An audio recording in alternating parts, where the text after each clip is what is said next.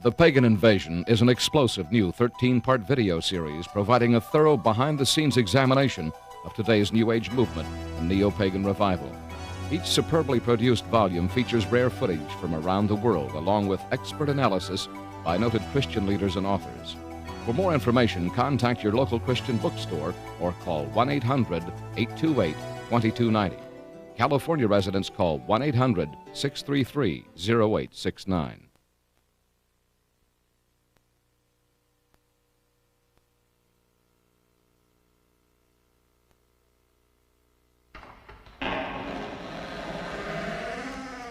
If evolution has really occurred, we ought to be able to see the evidence in the fossil record. After all, that's the record of the past.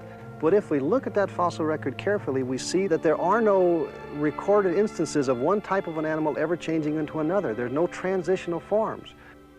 One of my advisors is working in the field of paleontology and has been working on the distribution of fossils in the record and has found that there are no interspecific transitional forms. Something that, of course, the creation model would have predicted and did predict long before this research was done.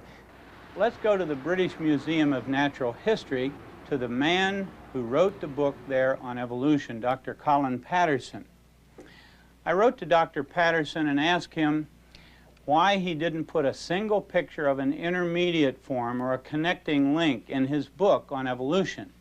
Dr. Patterson now, who has 7 million fossils in his museum, said the following when he answered my letter, quote, "I fully agree with your comments on the lack of direct illustration of evolutionary transitions in my book. If I knew of any, fossil or living, I certainly would have included them," unquote. Later he said, "I will lay it on the line. There is not one such fossil for which one might make a watertight argument."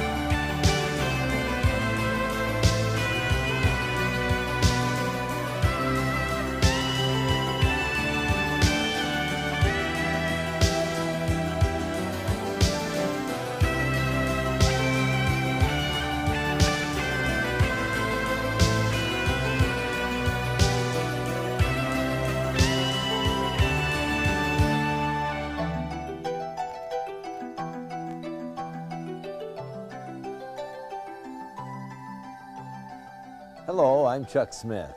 And I'm Carol Matriciana. Welcome to this edition of The Pagan Invasion.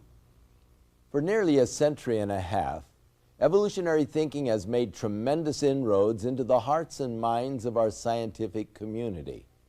This is ironic considering the fact that science defines itself as the ability to observe and test things. Yet no one has ever observed evolution taking place, and there is no conceivable way in which evolution can be tested. And as we have learned from a previous program, no hard evidence exists in the fossil record, or anywhere for that matter, to prove that evolution has ever occurred. Still, the idea that non-living chemicals changed into life and that one life form can change itself into another life form continues to be presented to the public as proven scientific fact. To promote evolution as strictly science is especially deceiving when one considers its religious roots. Evolutionary thinking has been around for thousands of years, and it forms the basis of many of the world's pagan religions. While Charles Darwin is often referred to as the founder of scientific evolution, he himself was actually a theologian, having been trained in England's Cambridge University, not in science, but in theology. Darwin was also a high-degree Freemason whose religious belief was in direct opposition to biblical creation. John Dewey, along with other signers of 1933's Humanist Manifesto, were, by their own admission, members of a religious movement which they called humanism. Their militant goal was to get their religious beliefs in evolution placed in science courses, and indeed all courses, throughout America's public school systems. Today, many leading evolutionists do recognize the basic religious attributes of evolution and concede that their belief in it is, in essence, a religious one. British biologist L. Harrison Matthews writes that a belief in the theory of evolution is exactly parallel to a belief in special creation, with evolution merely a satisfactory faith on which to base our interpretation of nature. Physicist H.S. Lipson states, "Evolution became, in a sense, a scientific religion. Almost all scientists have accepted it, and many are prepared to bend their observations to fit in with it." Dr. Colin Patterson, senior paleontologist of the British Museum of Natural History, and who was by all accounts one of the world's leading evolutionists, goes so far as to say that evolution is positively anti-knowledge. With today's cry sounding even louder for separation of church and state, we have to ask why one religious thought, evolution, is being advanced with our tax dollar in the public schools and museums, while the other perspective, special creation, is being censored. In the year 1925, schoolteacher John Scopes was on trial for presenting evolution as science. Scopes was eventually found guilty, but not before a dangerous precedent was established. For the first time in a U.S. court of law, the existence of a creator God was challenged.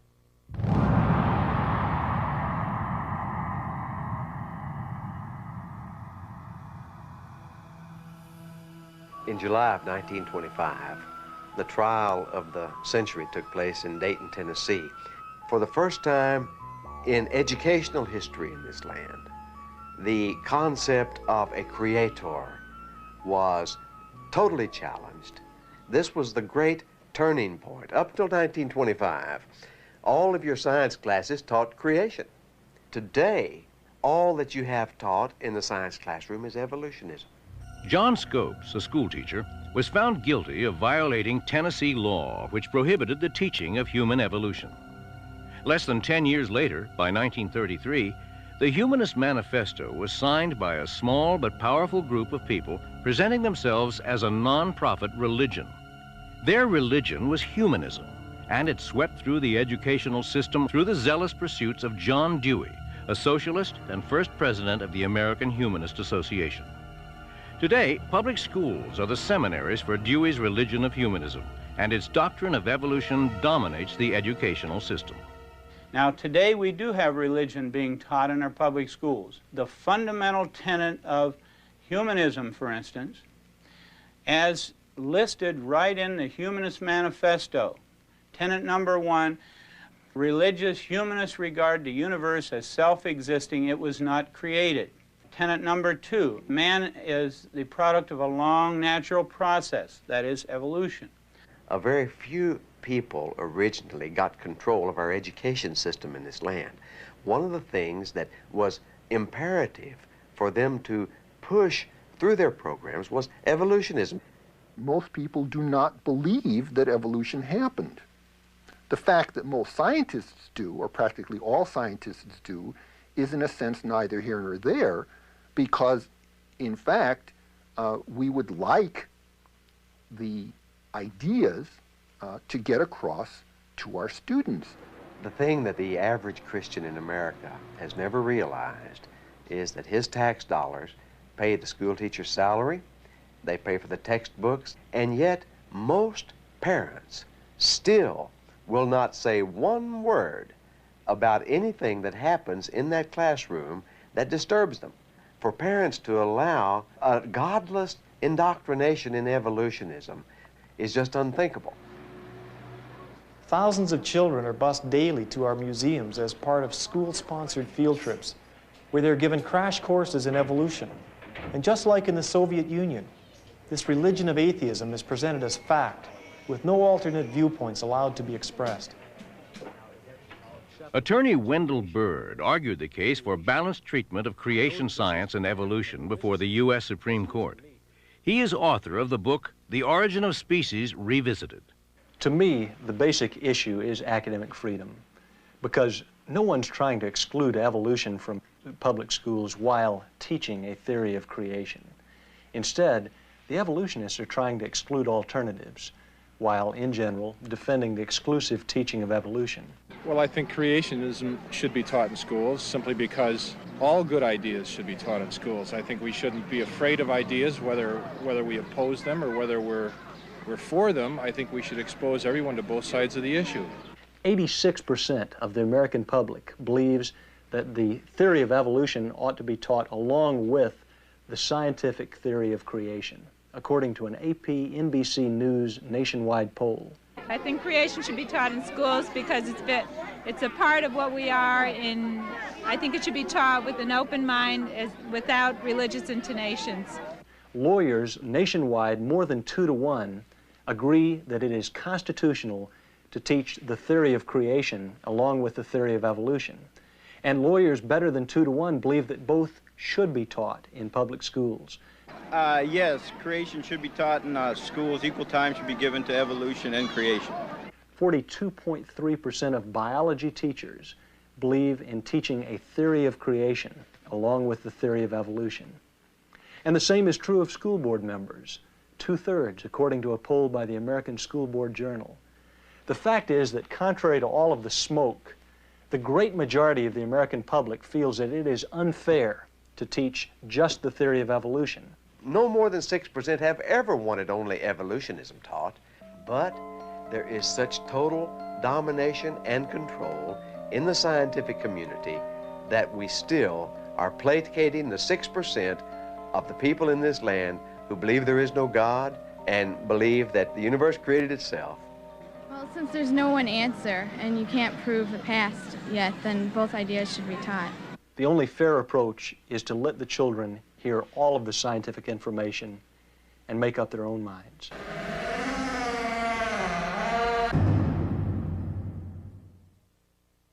The founding fathers of evolution based their theories not on scientific evidence, but simply on wishful thinking. The goal was to disprove the existence of God. The lack of evidence is something which has haunted evolution's devotees ever since, yet incredibly hasn't diminished its promotion. Roger Oakland, who co-authored the book The Evolution Conspiracy with me, is a former evolutionist himself and biology teacher. Recently, I asked him about evolution, its history, and its impact on education.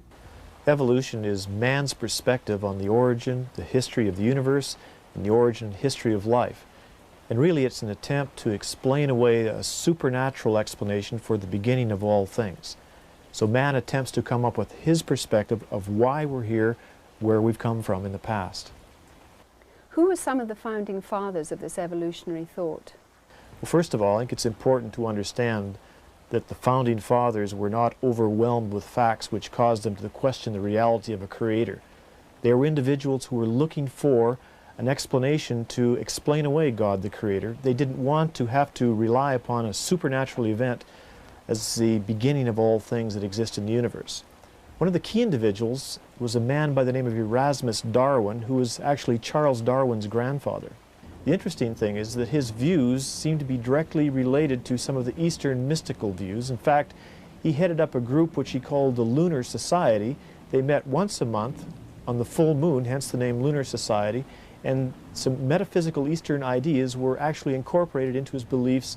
And Erasmus Darwin wrote 2 books called the Zoonomia, in which he laid out his view on the origin and history of life, that life came into existence from non-life and then progressed and developed over time from lower levels of complexity to higher levels of complexity.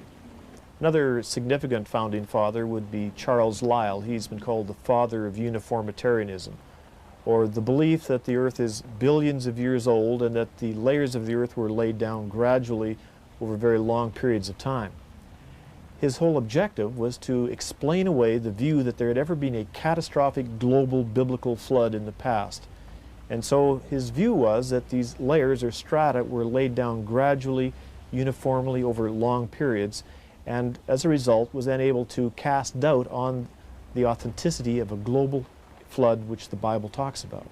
And the major founding father of evolution would be Charles Darwin himself, who popularized the idea that life could be traced to a common ancestor, a simple form of life that then developed and progressed over long periods of time to bring about the existence of every form of life which we see on the earth today.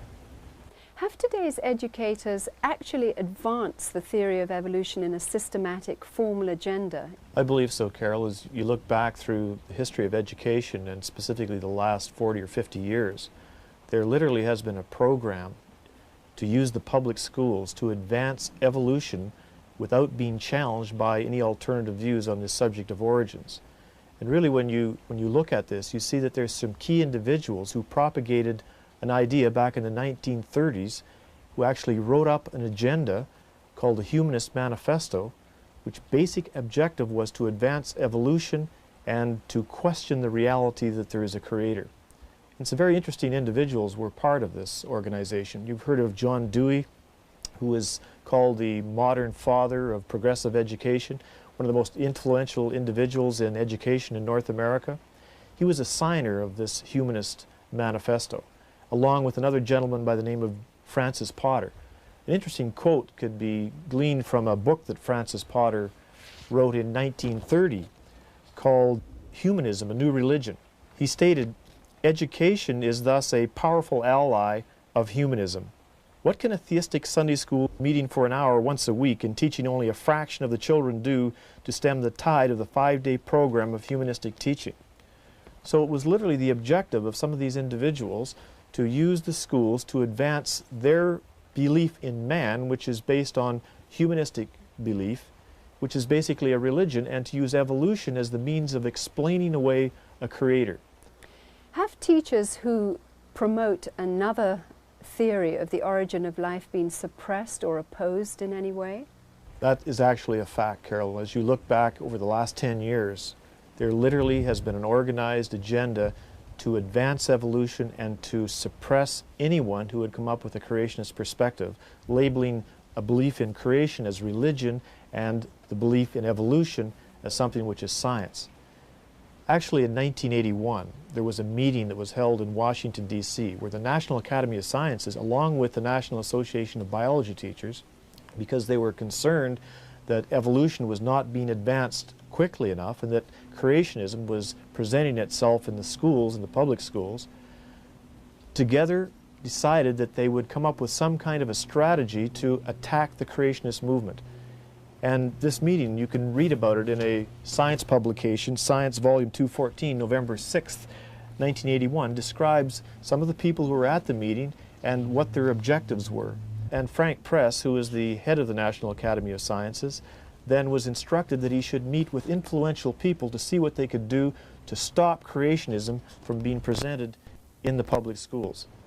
And it's interesting that 10 years later, in the state of California, for example, there has been an agenda to try to improve the quality of science education by allowing only evolution to be presented in the science classrooms with no mention whatsoever of an alternate view based on creation. And I'm sure you've seen some of the new curriculums, science framework, which is just put out by the California Department of Education, which basically states that in order to teach life science, earth science, astronomy, evolution should be a fundamental central concept of the curriculum. Evolution, which Darwin described as descent with modification, is the central organizing principle in life science. So evolution is being promoted as science, and that it shouldn't be questioned, that it is as much a fact as gravity. Roger, are there any other key individuals who have organized a campaign to discredit creationism or creationists? There are many individuals, but let me just mention a few. One of the most important individuals who has done everything he can, is zealous against the creation movement, is a man by the name of Isaac Asimov. Of course, well-known science fiction writer. He is a signer of the Humanist Manifesto in the updated 1973 version. After the 1981 meeting in Washington, D.C., Isaac Asimov wrote an article called The Dangerous Myth of Creationism, in which he basically says that those who believe in a creationist view are dangerous to our society today because they are literally trying to push a belief in society that there is a creator, that there is a God, and they're pushing science back into the Dark Ages. And these individuals, like Asimov, believe that if we implement a view in our public schools, an alternative view to evolution, that our children's education is going to be destroyed. There are countless examples of individuals, qualified individuals, that have either lost positions or tenure, have been fired simply because they're not willing to go along with the world evolutionary view in stating that the facts support evolution. They'll say that the facts don't support evolution, and as a result of that, they are removed from their positions. Let me give you a couple of examples. Forrest Mims, a well-qualified science writer with Scientific American, recently removed from his position because it was found out that he believed in a creationist perspective. Although he had not written articles from a creationist perspective, he was fired from his job. Just recently, in the Capistrano Unified School District in Southern California, a public school teacher, high school teacher, because he was teaching that there were facts that didn't support evolution, is being attacked by other biology teachers and by superintendents that say that he cannot continue teaching the way he's teaching because of the new science curriculum, which says that evolution must be advanced without any opposition. Institute of Creation Research, of course, well known around the world for advancing a creationist view based on scientific observable evidence, has come under attack by the California Board of Education, claiming that they do not teach evolution properly and therefore could not be accredited as a private institution. So you can see there's all kinds of major confrontations which are occurring. Evolution is being advanced, and a belief that there's a creator is being attacked and literally abolished from the school system. Teaching our children to think logically and to think clearly. Isn't this the job of our educational system? Yet as the result of the exclusive teaching of evolution, students' sense of logic must be discarded. For example, if the intricately precise design of a Swiss watch is the result of a designer, what about, say, the human eye? Is it logical to assume that the eye had no designer, even though it is billions of times more intricate and precise in its design than a watch? And what about the DNA code found in each living cell? The purpose of that code is to prevent one life form from changing into another type of life form. And yet, evolution is based on the idea that life forms must change into other types of life forms. Is that logical? Students are taught evolution as fact from kindergarten through university. Scientific evidence making evolution look bad is not permitted, and no opposing views on origins are allowed.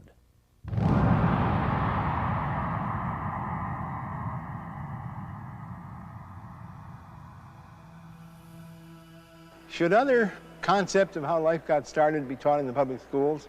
I don't think creationism should, because creationism is a thinly disguised religious doctrine, which has got no place in the separation of church and state.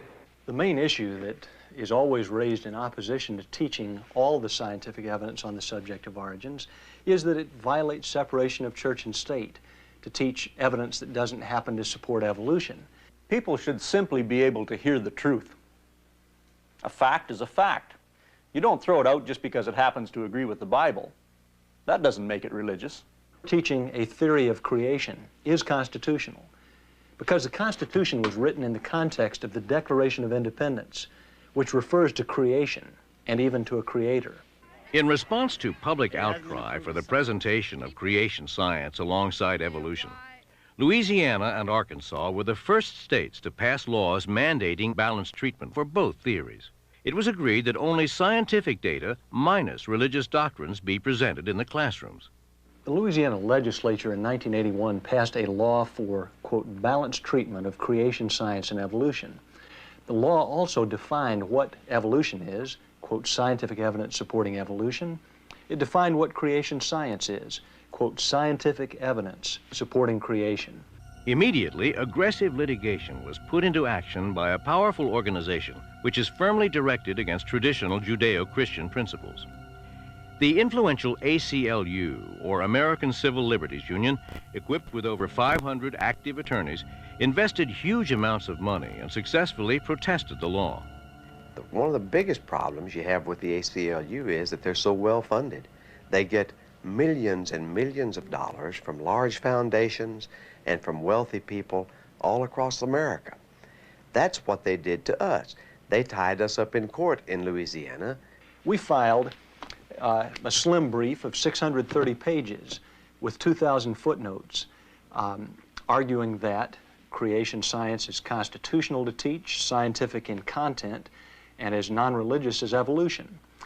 The U.S. District Court judge entered a summary judgment against us nonetheless, saying that creation science involves the concept of creation, which implies a creator, which is inherently religious.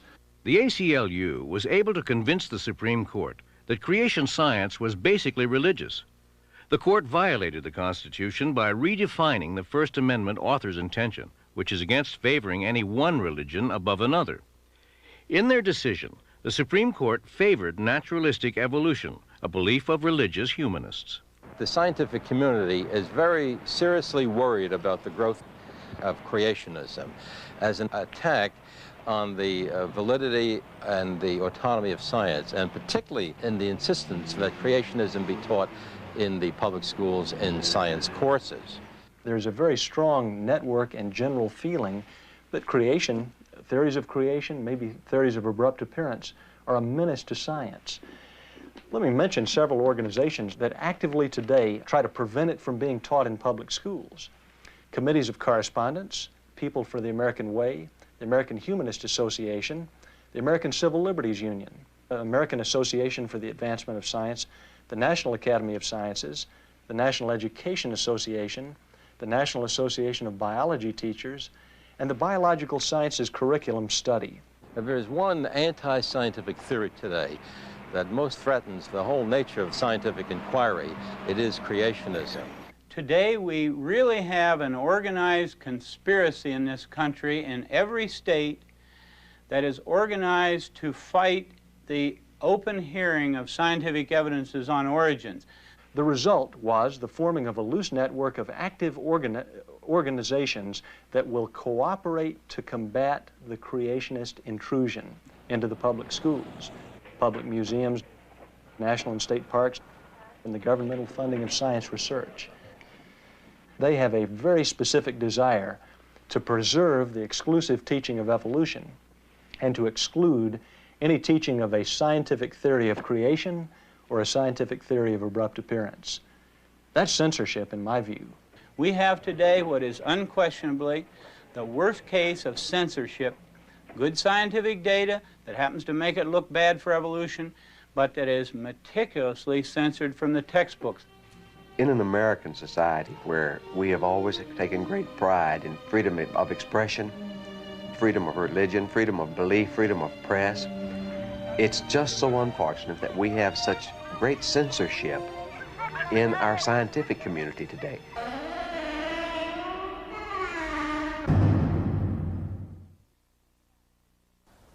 Could you talk about some of the ways that today's scientists are promoting pagan thought or metaphysical theories through evolution? I found, Carol, that there is another trend that's occurring in our society today. While creationism has been labeled religious and every effort made to remove it from the public school classroom, Eastern religion is being advanced as science and is being accepted and endorsed. They're also saying that in the future, man will take another step of evolution to a higher level of consciousness, literally advancing onwards towards a new species. So we're talking about a new dimension, an elevation of consciousness into a higher dimension, which is basically a metaphysical idea. And these ideas are being advanced by many prominent people and are literally being endorsed by many educators. This idea of an elevation to a higher level of consciousness is an ancient idea. It originated in Babel. It was a belief of the Hindus, who believed that a serpent force or a psychic force would lead one on upward into a higher dimension, a higher elevation of consciousness. In this book here, called Kundalini for the New Age, by Gopi Krishna, the author states, "I've sown the seeds of what I consider to be the most pressing need of mankind, namely information about the evolutionary mechanism in human beings slowly drawing the race to a golden future of harmony, peace, and happiness." And he says that Kundalini Yoga, a practice, by ancient Hindu practice, is something that needs to be incorporated into our society today, should be introduced by science to our generation to make this next step of consciousness occur in our time. So metaphysical ideas are being endorsed as science, and believe me, they are being welcomed by many educators and being advanced in the education system. What are some of the examples and ways that today's educators are bringing paganism into our schools? Well, Carol, in my office I have shelves of material and documentation that parents have brought me from various public schools of how their children are being indoctrinated with Eastern religion. But let me give you one example. Here's a book that has been used in a public school classroom in Southern California. It's entitled Meditation for Children. And the author, by her own admission in the back cover of the book, claims that she is an educational consultant for many school districts. She has taught transpersonal psychology and meditation to all age groups in the California public schools. Her books have been sponsored by superintendents of several school districts and by church leaders as effective educational tools. Then she says, much of knowledge from which we draw in learning to use meditation to get in touch with this great wisdom inside us comes from Eastern meditators, many Hindu and Buddhist. So religious ideas are being accepted in the public school classrooms, and they're masquerading as science. And the author goes on to say that these techniques and these therapies are necessary in our educational system today to allow us to take another step of evolution. This is exactly the same deception, the same lie that has been repeated throughout history over and over again. Ancient pagan practices are being reincorporated into our society today, and the public schools are being used to spread them and propagate them. It's apparent that evolution is playing an important role in the pagan invasion today. From your perspective, what are the reasons? Solomon, the Bible claims, is one of the wisest men that ever lived, said there's nothing new under the sun. History merely repeats itself. And in the past, when man willingly removed God from his thinking and trusted in himself, the pattern was that he turned to a metaphysical, supernatural, fallen spiritual dimension. It has happened many times. And every time that that occurred, when man trusted in himself rather than God, he turned to the fallen spiritual realm. Evolution today has been the means by which God has been removed from our thinking. Evolution is literally a gateway to the gods. And this New Age belief that elevation of consciousness can attain godhood is the same belief that the ancients believed in. It began in the Garden of Eden. It was repeated at the Tower of Babel. And it occurred over and over throughout Old Testament history. Once more, history is repeating itself in our generation. Today, many students are not only being denied good science, they're being force-fed a pagan Hindu occult religion in its place. In giving credibility to evolution, science has moved from the realm of physics to metaphysics.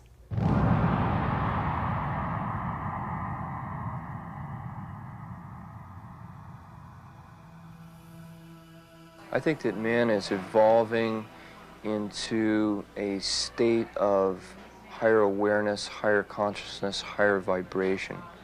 And I think that the best representation that we have of man's movement in that direction is what's going on in the consciousness movement, New Age movement. Evolution is going on all the time. Many people believe, and I believe, that the purpose of life is to grow, and that you grow as much as you can in each lifetime. And of course, we believe in reincarnation. One prominent world religion today gaining much popularity through celebrities like Shirley MacLaine is known as the New Age movement or the New Consciousness movement. At its heart is reincarnation and karma, both part of evolution, which is based in Eastern mysticism. The New Age movement is asking us to recognize our oneness by accepting the idea that we all evolved from the same pond. And if we can unite our minds and spirits using techniques such as meditation and channeling, we can supposedly get incredible powers, achieve global unity. New Age is an interrelated network of various philosophies and political causes. Its goal is to promote an awareness of global oneness, physically and mystically. Everybody from Jesus Christ to Adolf Hitler would be seen as someone who we can identify with because we are all one. I think that certainly there is every potential for all of us as spiritual beings to merge as one. We've mastered the evolution of the physical body. We've mastered the evolution of the mind, or we're moving in that direction. So we're coming to a time where we're using this perfected, quasi-perfected body, this opening and perfecting mind, to access the true perfection of the universe, which is the spiritual dimension. According to New Agers, the next phase of mankind's evolution is elevation to godhood. They see the human race as a transitional form between apes and God. That's, I think, our purpose on Earth, and I think we're understanding that, is to make ourselves whole, to become one with ourselves, and then to realize our godhood. And I believe that everyone has Christ consciousness within themselves, and all they need to do is go inside and realize that and bring it forward and be that Christ consciousness. Evolution, whether biological or mystical, is man's way to explain away God and his creation and put man in God's place. Man has basically got the biological future of the earth in his hands. He can control evolution. We're in a time now where man is literally taking control of his own evolution, taking control of where mankind goes, both individually and collectively. I believe that the New Age movement is heading into the mainstream of American consciousness, and I think that it's going to get there by exposure in the mass media. The ideas, the concepts, the principles, the psychology, the spirituality. I think that this is a movement that will go all the way around the earth and ultimately serve as a vehicle to transform levels of consciousness that will allow us to live in a more natural, harmonious way with the elements and with the universe. The desire for godhood, which is the goal of the New Age consciousness movement, is the same thing that brought about the fall of man. In being our own gods, we can justify our behavior and are accountable to no one. In the Bible, Romans chapter 1 warns us about the natural consequences of rejecting God the Creator. It results in man becoming involved in wickedness and moral corruption. If there is a moral governor in the universe, then each person in this universe is responsible to that moral governor. The easiest thing in man's mind to do is just to dismiss the possibility of that moral governorship. Adolf Hitler used the Darwinian thesis of natural selection, the survival of the fittest, to weed out who he considered to be the inferior strand of humanity. He brutally tortured and killed 12 million people, 6 million Jews and 6 million non-Jews. In effect, we are doing the same thing today with abortion, euthanasia, and infanticide, weeding out those whom we consider to be unwanted persons. Since 1973 in the USA alone, nearly 25 million unborn human beings were killed by abortion.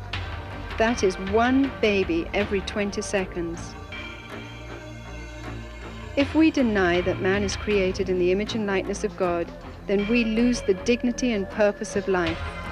If we agree with the evolutionary premise that we are no more than evolved animals, then humankind loses all moral perspectives. We can either choose to look to evolution for the answers, or we can choose to consider an alternative. Just look at the vastness of the universe with its galaxies, solar systems, the planets, all circulating in perfect precision. There are more stars than grains of sand in all the world. Just think of the complexity of life, the intricacies of the eye, the ear, the heart, or the human brain. Is it logical to assume it all happened by random chance? Or was there an awesome creator and designer behind it all? The Bible says that man is without excuse because all around him he can see through the evidence of nature the mighty workings of a creator God.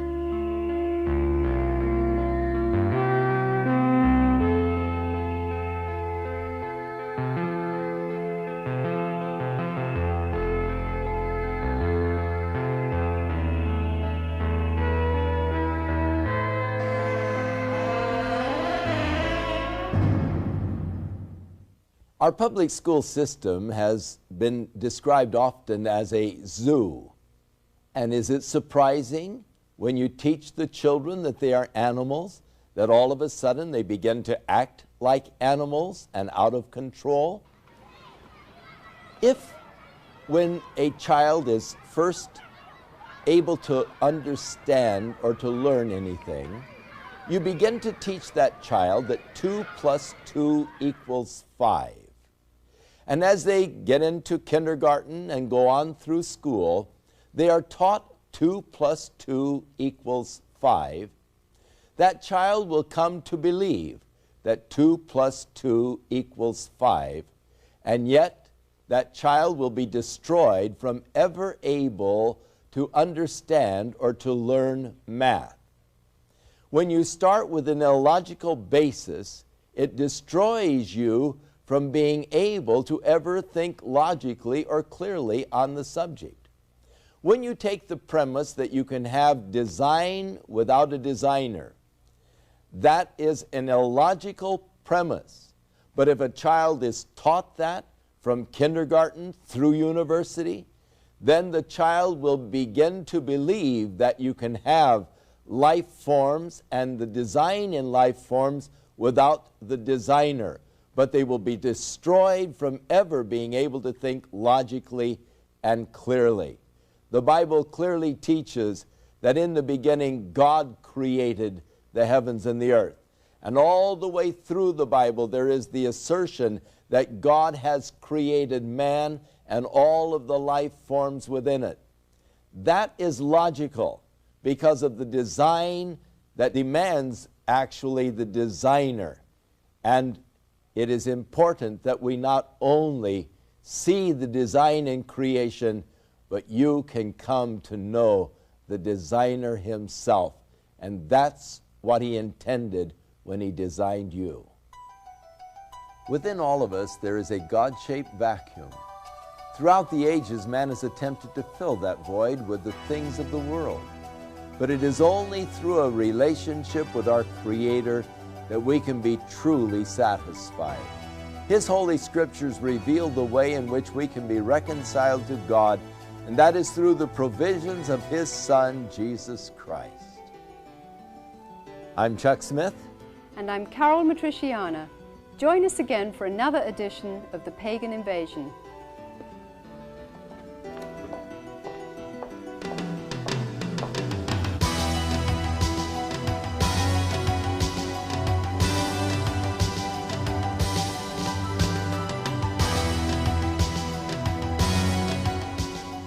The Pagan Invasion is an explosive new 13-part video series providing a thorough behind-the-scenes examination of today's New Age movement and neo-pagan revival.